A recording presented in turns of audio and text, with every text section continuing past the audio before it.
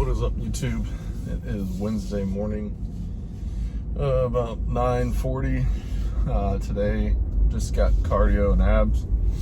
So today will be a relatively short video, but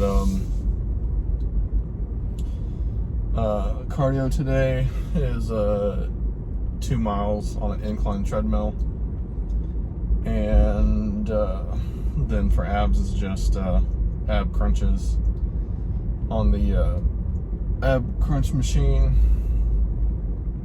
100 reps at 105 resistance. I don't know if it's actual 105 pounds, but that's just what I set the machine to. Typically on my off days or rest days, I like to get started a little bit earlier than I am now, but it is what it is. Went to bed pretty late last night, because when I got home late from work, I still had 2 meals to eat, so I had to stay up late to get those meals in, and then that in turn pushes back your bedtime, because you have to, or at least I have to, let my food digest before I can go to sleep. So I didn't go to bed until like 2 a.m. So I just woke up at 9, and now I'm headed to the gym. Yesterday I talked about, making small incremental achievements and checking off your goals. And,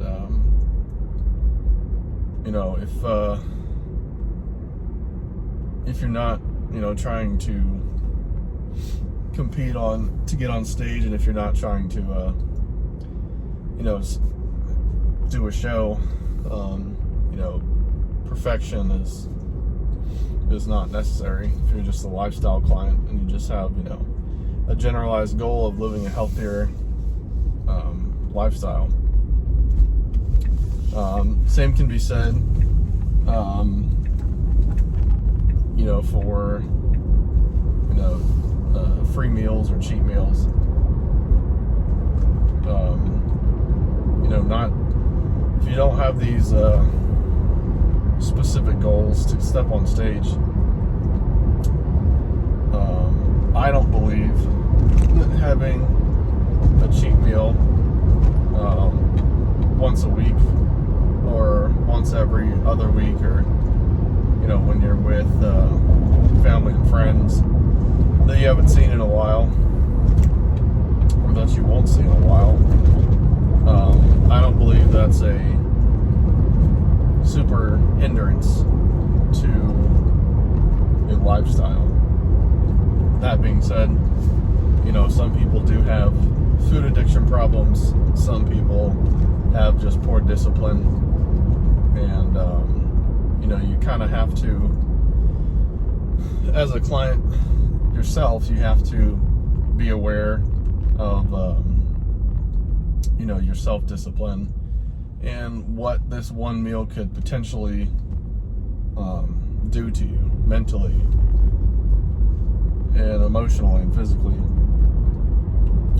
And then as a coach, you have to understand where your client is at in their process and in their progression. Are they disciplined enough to have this one cheat meal or free meal and not go off the rails, not binge for 3 or 4 days.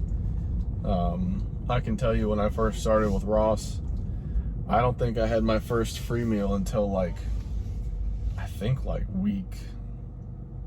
was week 6 or week 9, something like that. It was a solid month and a half, almost 2 months. And that was back when I, didn't have any aspirations for bodybuilding. That was just literally me trying to lose fat. And,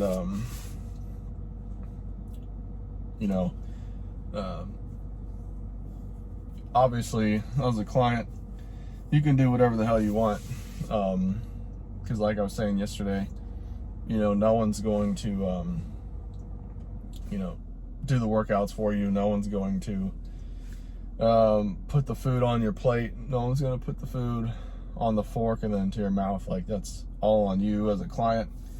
It's all on me. So, at any point in time, I could, have a cheat meal, go off plan, eat whatever the hell I want, stop working out. But then, what am I paying Ross for? What am I paying my coach for? I would literally be shooting myself in the foot. I have these specific goals, and lifestyle clients or lifestyle people,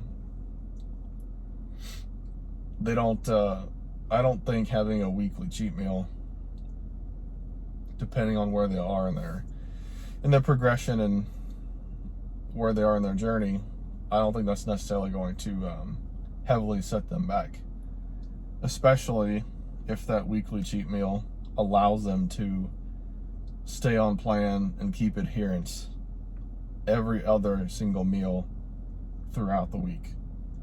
So if you think about it,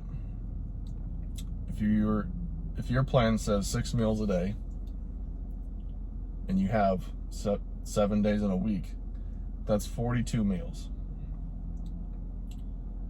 If they go off plan, or if they have one meal that's not a strict protocol plan, that's 1 out of 42 where they have some sort of freedom. That means 41 times out of 42, they're doing exactly what they're supposed to do. So, like I said, I don't think just for lifestyle clients that's necessarily the worst thing in the world. And it allows them, to enjoy their life, and it allows them to enjoy family and friends. It allows them to enjoy special occasions without overthinking food, overthinking, what is my coach going to say? Am I going to feel guilty or ashamed because I went off plan, because I wanted to, eat pizza or eat, name the food, lasagna, whatever, because, so-and-so's in town and I haven't seen him in 5 years.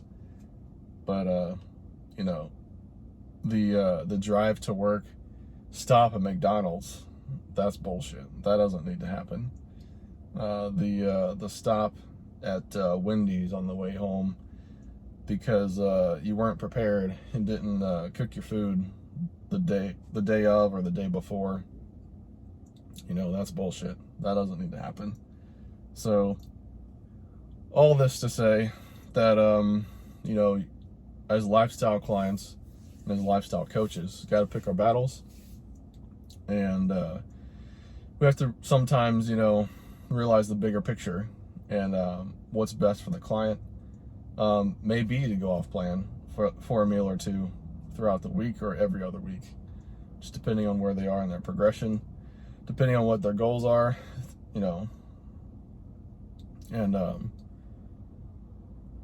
I haven't had a quote-unquote cheat meal or free meal since Christmas. It is now January 31st. So I'm about 6 weeks, 5-6 weeks. My energy's still good. My recovery's still good. Body fat is okay. This current plan is to keep trimming the fat away. Like I said yesterday, check-in this week was slight reduction in calories on my, actually every day, but slight reduction in calories for one of the meals on my training days, and on non-training days like today, slight reduction in a few of the meals. But yeah, we'll see how today goes. Past 2 days with some reduction in it's mainly fats. Haven't really noticed any change in hunger. Haven't really noticed a change in energy, which is good. That means my body is using some of my own body fat for energy, which is what we want. And so yeah, we're at the gym now. I'm go inside, knock out this 2 miles on the treadmill, and see you guys tomorrow.